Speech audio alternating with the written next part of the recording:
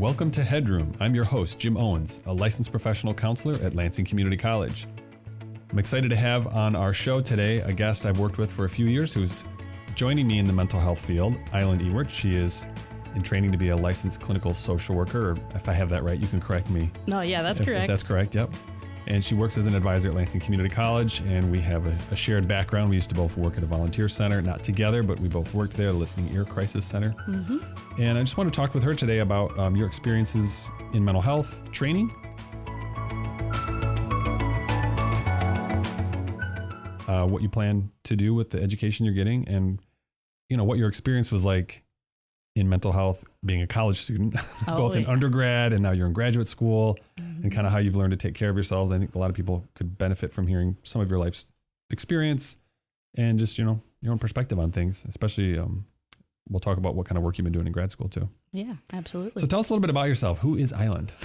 Well, Island is sort of a misnomer. I definitely prefer the mountains, and I definitely don't really like to chill at the beach a lot, and I don't mess around with the ocean. So my husband finds that irony quite hilarious. That is funny. I'm from Battle Creek, Michigan, so kind of west from here. Some people argue whether or not it's fully west side or not, but small town over there, and I like to skateboard growing up, play basketball, ride bikes, and I still kind of do a lot of that stuff now, just cruising on bikes and staying active. I went from Battle Creek to Michigan State University and did not know what I wanted to do there.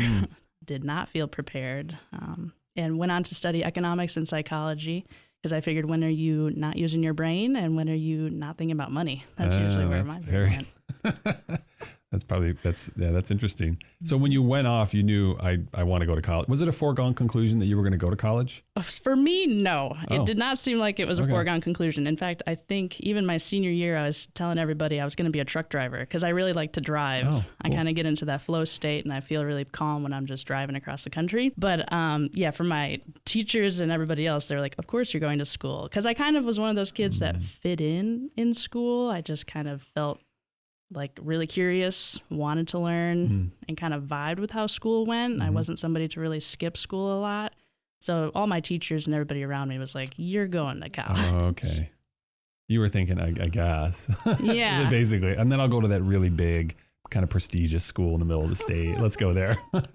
Yeah. Not a lot of people from my high school went to Michigan State. And I kind of chose that on purpose. I felt like going to Western was going to be like going to high school too. Same people, could probably live at home, all of that kind of stuff. Going to MSU was a big leap. Yeah. I went on to learn, so I did not visit MSU before I stepped on campus for orientation. And I found out pretty quick that was a big mistake. It really, I recommend everybody, wherever you're trying to go, just visit for a day. See if you like it, because I was very overwhelmed. Oh, yeah, I can imagine. Like, I went to Western, so that campus is quite a bit smaller than MSU's campus, first of all. And you're sort of small town. Battle Creek's a city. It's got a little airport, but it's kind of small. That it's probably the size of MSU in terms of population. I don't know. Right. Is that what it was? It was just such a big school. It was so big, and so everybody already knew all the go green, go white. I didn't know it. I wasn't certain. So the first experience I had at orientation was somebody yelling at me, go green, and they wouldn't give me my lunch until I said go white. I didn't know that was the response I needed to get food to survive. So I was just like a fish out of water. I think that first semester, my parents really thought I was going to transfer to like Western or something. I was really isolated, kind of didn't keep up with a lot of my friends that did go to MSU, didn't really join any clubs. Like, it was rough that first semester. Oh, yeah. So your advice is check the campus out first, learn a little about it. But also, do you regret not having like pushed yourself to get into clubs and things like socially, do you think? Or was it just, I think so. Were you just overwhelmed when you got there and it didn't really occur to you to like, I need to take care of myself because... Yeah. I mean, I think for a lot of students, going to a campus for the first time is the first time you really had to think about, like, what do I need? What do I want socially? You kind of have these preconceived, I'm an introvert, but that can only go so far before you really are like, no, I'm just isolated. This isn't like good or helping me. And it really took some hard conversations with people to be like, just try putting yourself out there. Yeah. And luckily I did over winter break reach out to a friend who he was like, come to breakdance club with me. So I started going to breakdance club, and he would show me around to different, comedy shows and stuff, and started building those connections. Okay, yeah. Social connections. We just kind of automatically get those in high school. Well, if we're fortunate enough to have friends when we're there, but they kind of show up every day. We're there every day. Mm-hmm. You go to college, even though there's 50,000 undergrads at MSU, you don't know any of them. Exactly. You're not really in quote unquote class with them, and going to lockers together next to each other. And yes, this is totally different. And like you said, to take, what you need to take care of yourself at that point in your life doesn't really occur to you probably until you're there and you notice something's missing. Yes. And I'm not sure what it is, but I'm not happy. Yeah. And you're saying that with a smile on your face, like, it's pretty wild, right? It's so wild. And I think you can't really teach that. I think sometimes you do have to go through those isolating times, or those times when you're like, actually, I'm out here too much. I need a little time to recharge. You kind of have to test the waters and figure out what is right for you. Yeah. It is, in many ways, it's an opportunity. This is how a counselor reframes things, right? Like, it's a challenge, but it's an opportunity. Oh, yeah. Right? Because it is a huge challenge socially. Academically, I don't know about you, but I don't find that students are often struggling academically in colleges as much as they are socially. And I think that's the piece that just kind of catches people off guard when they go away to school, even to LCC, which is largely, we work commuter campus. People don't live here. It's a major challenge. Yes, I agree with that. I will also say, so I worked with high schoolers for a couple of years post going to MSU, and a lot of them were from small rural towns, and I always had a conversation with the ones who were going to big schools away, like Ann Arbor, going to U of M, or going to Eastern. I would just kind of say, here, small town, you are smart, and you were at the top of your class here, and you're going to a school where everybody was smart in the top of their class. So don't be afraid when you come to that realization, like, oh, everybody's here smart. You belong there, and you deserve to be there, but you're not the only one anymore. Yeah. So it's quite an adjustment, I think. Where they may have been at the top, now they're up here. Exactly. Yeah. So what got your interest peaked in psychology? I mean, as you said earlier, like, we're going to be thinking about things and we're going to be dealing with money our whole lives, but what was there anything in particular that drew you to psychology besides maybe had some practical application? Or? Yeah, I think I didn't declare a major at MSU until I was a junior, and they were hounding me to declare a major. Oh, yeah. And I really just thought about, what do I spend my time thinking about and reading about in my spare time? And I found myself drawn to a lot of social science papers and social psychology, or how do I get myself to study more? How do I, what is the origin story? How does that impact how I am here on campus and how I interact with my peers? How is their story? I've just been fascinated with how we interact with each other and how our pasts can interact with our futures and our current state. So I chose psych that way. So how does that connect to eventually you ended up volunteering at a crisis center, I think in undergrad or after college? In undergrad. In undergrad, yeah, which I did as well. How did you get connected to the Listening Ear, which is a crisis center? For those of you who don't know, it's based in East Lansing, but it's been around probably 40 years or more. Yeah. Probably more than that. It's been a free volunteer run, used to be 24 hours, 7 days a week crisis center. I think it's closed now, whatever that graveyard shift is. We probably you and I both used to do. I think they close at 2 a.m. to 6 a.m. now. But so I had actually quite a few friends who went through various mental health struggles, and I kind of was privileged to be there with them and try to help them support. But I also felt like I'm not a professional. I'm just kind of being here with this person. I feel a little ill-equipped. And then additionally, with a degree in psychology and economics, you can do anything, but you're also not specialized in anything. Yeah. And I didn't know if that meant PhD or what kind of job could I get or where do I want to go with this. And so my senior year, I decided I was going to do two things. I was going to write a thesis and see if I wanted to go that research route and see if I liked that. And I was going to try and get some sort of exposure because I have a lot of friends who are teachers and they got a built-in internship year. Oh, yeah. As a psych major, you don't really get that. And so I was trying to be proactive and sort of kind of make my own internship, if you will. So I heard about the Listening Ear from other people on campus, saw their flyer, I'm pretty sure, and then went and did that 60-hour training in person. Well, it's funny, like I wouldn't need to talk about their program so much, but it's a very rigorous training program. Yes. And I'm emphasizing that on purpose. Like I know it is. And I don't know what the attrition rate is for completing it, but it's not 100%.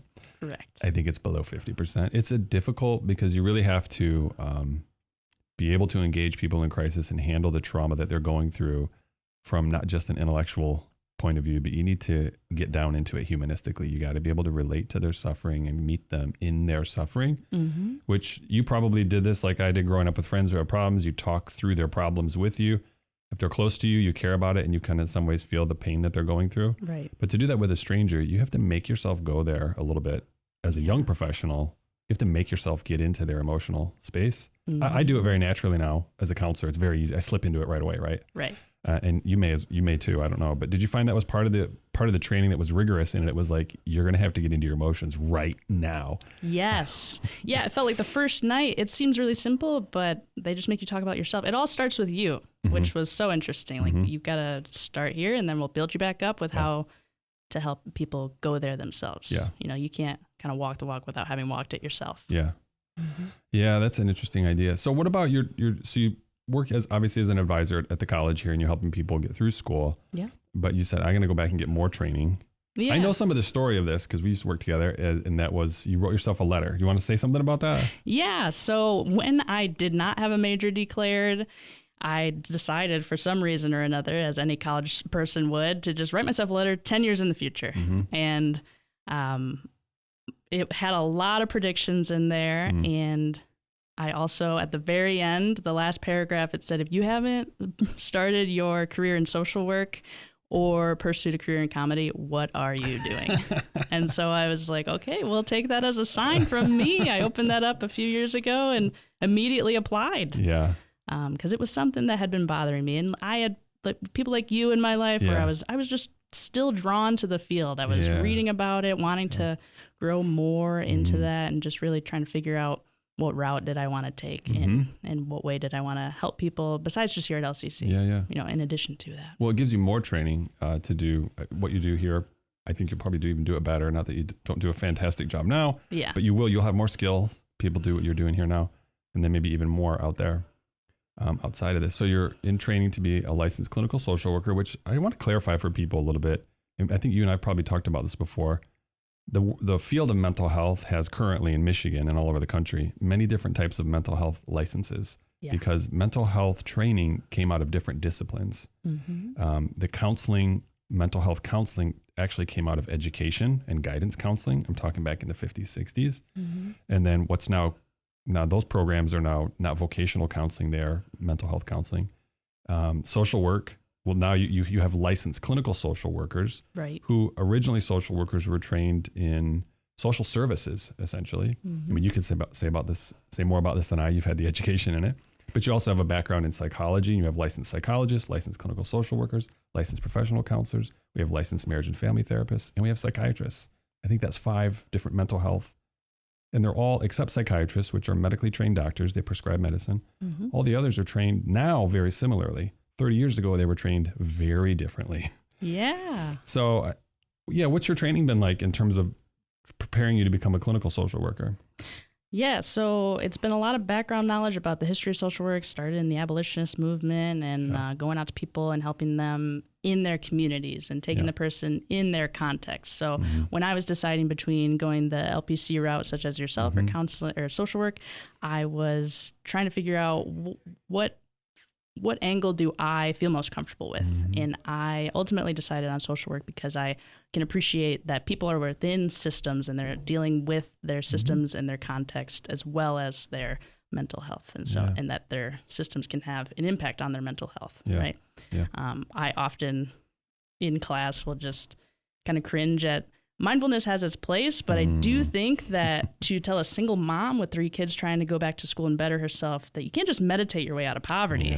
And so, but that's just my general No, you're right. In that. fact, all of these disciplines have kind of felt like it was a bit of a turf war over the last few decades. And they felt like we have the better perspective. We have the more comprehensive perspective. I think they're getting to a better place now. This is my critique on the education system. And I trained counselors for almost 20 years. So I worked in higher ed training people. So I'm pretty familiar with the way curriculums are developed and how things have changed over time. But even when I was getting my own training in counseling, I thought it was insufficient because it was so focused on the individual that I tacked on an extra graduate certificate in holistic health, which let me appreciate and get an education in biological etiology of disease, right? Social etiology of disease and environmental. And etiology is a fancy science medical term for origin.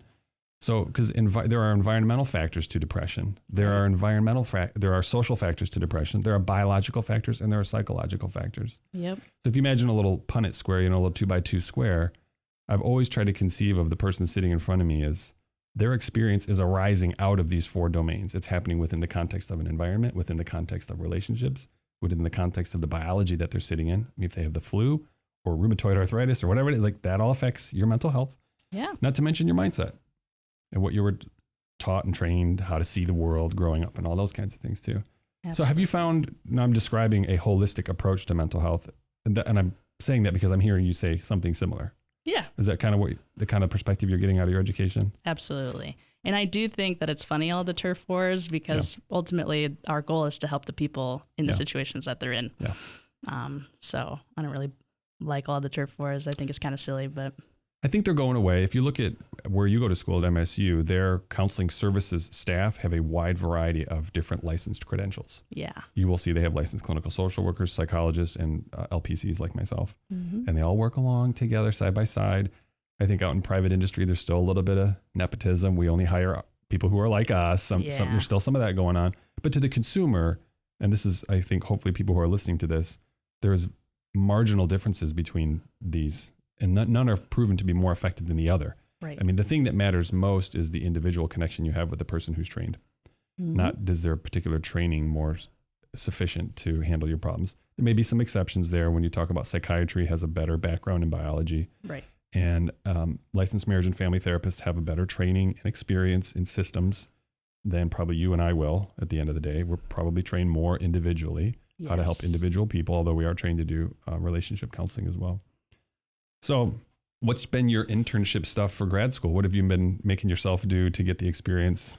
Yeah, so I, again, just am kind of faced with what do I actually want to do when I'm done. And I have worked with high schoolers, and I have worked here at the college with college age and adult populations. And so I wanted to see if I wanted to try out the family angle and working with kids. So I work right now with a great organization in our community. It's free to families. It's called Ellie's Place, and it's a center for grieving kids. And they serve pre-K all the way through high school kids. And then they do have some adult groups, but the prerequisite is that you have to have a kid going to Ellie's Place in order to go to those adult groups. And it was founded on this idea that kids grieve differently than adults, and they need a safe place to talk about their loss of their person who died and how it's changing them, changing their home life, changing all of that, and how to express their emotions appropriately and know that they're okay. Wow, yeah. So that's awesome that they have that center. I've been there before. I've never worked there, but I've been in the place a few times, and it's just, as soon as you go into it, it's sort of set up, if I remember correctly, kind of almost like an elementary school. There's different classrooms or different rooms for different grades or ages, right? You kind of pair people off by ages, right? Like, yes. I mean, you could say more about this, but there's a reason for that. Talk about why is it split up, for kids, and then you don't put high schoolers with middle schoolers and probably middle schoolers with fifth graders. Yeah, so I think a lot of that comes to development, right? I think pre-K, there's a lot more visual things going on because not all of them can read yet. They're at different stages in their life. And then also maturity-wise plays into a lot of that. And just having that peer network, because it's group therapy for kids. I guess I didn't really specify that, but it's group therapy. And having those people that are just like you going through the same thing is really cool to see the kids light up when they share, like, I'm so-and-so and my grandpa died. And they're like, oh my gosh, my grandpa died. Or maybe they died of the same reason, like cancer. And they'll say, oh my gosh, your person died of cancer? So did mine. And it really gets that connection and that they're not alone and they can go through this kind of all together. Wow. It's really powerful. That alone thing is a horrible monster in people's lives, isn't it? It is. Yes. And group therapy, actually, some literature shows that group therapy gets slightly better outcomes than individual therapy, precisely for this reason, because being alone is so bad for us as human beings. Generally speaking, there's probably 1 in a million who can happily live in a cave on a mountain somewhere for 40 years. Most of us need to be in relationship with other people, and we need to suffer together. That's what compassion means. Passion, the root word of passion is suffering, and compassion is to be in a company of those who are passionate, who are suffering. Wow, I did not know that. Ooh, yeah, you get to learn things when you go to college. So compassion. And so you go through that process together, which is, it's a no-brainer. Like, I'm shaking my head sideways because, like, why? Of course this is the way you do it. Like, you bring kids together and keep them just together to talk about the grieving process, because they'll each experience it differently, but yet the same. Yeah. Right? They're having such a shared similar experience.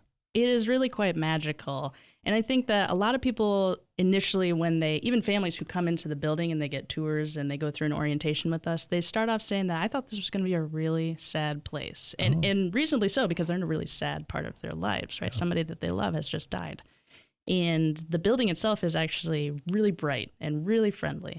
And it's not to say that we emphasize happiness as the only emotion to have. In fact, it's the opposite. The philosophy is kids can come here and they can cry. And oftentimes a lot of them will say, this is the only place I can cry because my mom will get sad if I'm sad. Oh, wow. And so it's bright and it's friendly and it's meant to be safe for you to have all feelings, anger, sadness, fear. And having that space has just been really cool to witness. Like you see families come in on their first night and maybe they're a little bit hesitant and they're overwhelmed by all these big changes, and now they're coming to public to talk about these big changes that have happened in their life, and they're not sure how this is going to go or how this is going to work. And you see that progress over time where they're leaving a little bit taller, or they're leaving, maybe they didn't participate verbally in group, but they were there. You could tell they were engaged in the activity that we were doing, and just seeing them kind of grow out of their shell has been really awesome. Yeah, I can imagine that. This is just such a unique experience because people's families of origin won't be prepared for how to process grief necessarily. Yeah. Partly because they don't have trained folks like you in the room. And so when they go to this center, it's really just focused on that. So it might be kind of difficult, I would imagine, to kind of get people to go into this space of grieving that they, and here's my own kind of perspective. So I don't really have any science to back this up, but my experience and part of my education telling me that people are unaccustomed to grieving grief. They're just unaccustomed to grieving grief. And so you guys are like, no, we're going to do that here. Yes. I think it might be cultural in that we're just not really equipped at talking about death. We kind of all forget about it until something happens and you're confronted with that again. So I think, it can be really hard when people are opening up.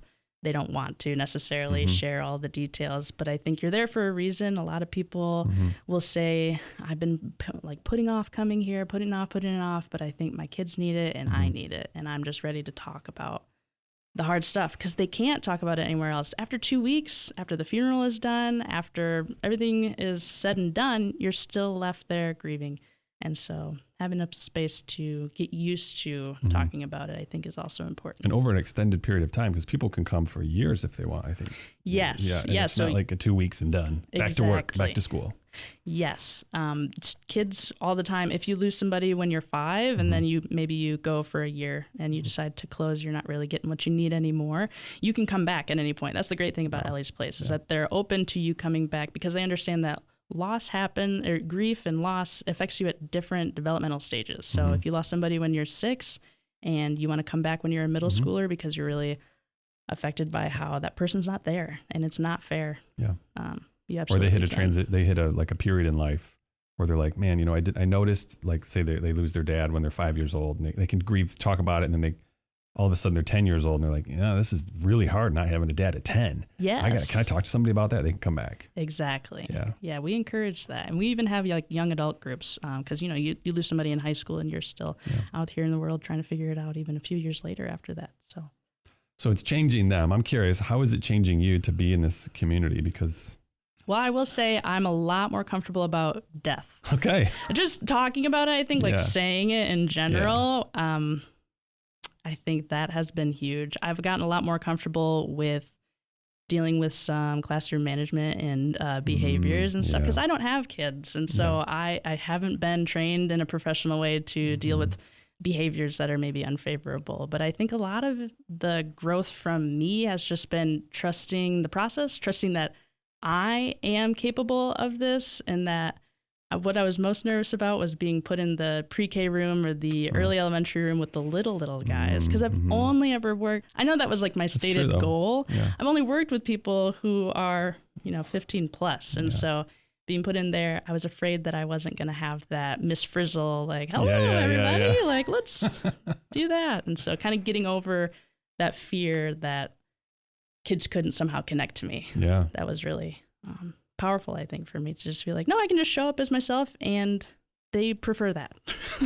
That authenticity piece, right? Just showing, even with your awkwardness and your fear, just bringing that to the space. That is so critical, by the way, for clinical counselor development or social worker development, like to just show up and go, this is hard, but I'm going to do it. Are you willing to do this with me? Right. Because this is going to be hard for you too, for different reasons. But therapy is hard. Group therapy, individual therapy, people are very ambivalent about going because it's awkward, it's unknown, it's going to press into difficult pain points. Mm-hmm. And I just want listeners to hear, it's not easy for therapists either to go into those spaces. We're skilled at it. Yeah. And we get more skilled at it, and it becomes easier in a sense to do that kind of work. But it's really just like, no, we're going to go into the hard stuff. We're going to talk.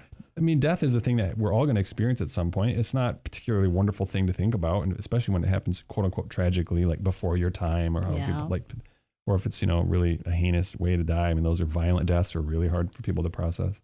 Yeah. But what's the alternative? Bury that feeling? Yeah, it'll come out regardless. Like they say, however you are dealing with it, even if you think you're not dealing with it, you are. And you know who else is dealing with it? Everyone else in your life. Yeah. So motivation for counseling can make your life better. I can promise you it will make other people's lives better who are in your life too. Absolutely. That's one of the big things. And obviously in Ellie's place, it's kind of a family affair anyway, right? Because the parents can be there or the guardians, whoever they are. Yeah. And I think the kids. Everybody getting comfortable talking about their feelings and about the death is a benefit. So we got like 1 or 2 minutes left. Give me your tips for mental health. What have you picked up as a human being and as a student of psychology and mental health? What do people need to know foundationally? This is how you take care of yourself. So I think asking yourself that question before you find yourself in a very dark place is an important thing. And I think that to not just have one answer, because sometimes I might ask people like, how do you get out of a bad day? Yeah. Or, not necessarily get out, but how do you make yourself feel a little bit better when you're having a bad day?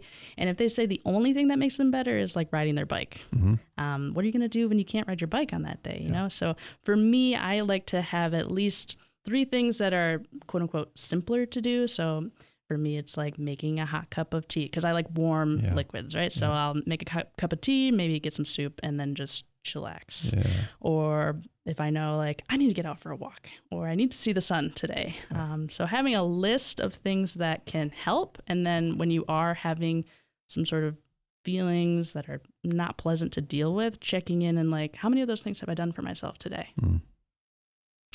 Wow, that's good advice to turn like what you did there, turn that question back around and like ask this of yourself, which is really wise. Yeah. Mm-hmm. And that's something I think you've been doing your whole life, is asking yourself those questions. Is what drew you into this field. And you probably put that out there for the kids and stuff. So anyway, unfortunately we're out of time, but thank you so much for coming on and talking about your experience, your interest in mental health, your commitment to it. Thank you. Mm-hmm. We need more therapists. So if anyone's interested, please, as Island well knows, I'm always harassing people around campus. Like, why don't you become a therapist? We need more. And for coming on and talking about grief and death, which I know we didn't spend a lot of time talking about that, but it is one of the things that we all need to talk about because we're all going to encounter it, not indirectly or directly, right? One way or the other. Absolutely. And I'm one of those people now where if you see me on campus, I'm harassing you to come volunteer at Ellie's place. Nice. So change your life. Good. All right. Well, thanks everybody for tuning into the Headroom this week. Again, my name is Jim Owens. I want to thank all the staff here at LCC Connect for producing this show, Dedalian Lowry and Jeremy, and the whole team here who make this show possible. If you have an interest in mental health counseling, LCC offers free mental health counseling for LCC students. If you're currently enrolled, come on in and see us. It's free mental health therapy. And, hope to see you in the next podcast. Take care.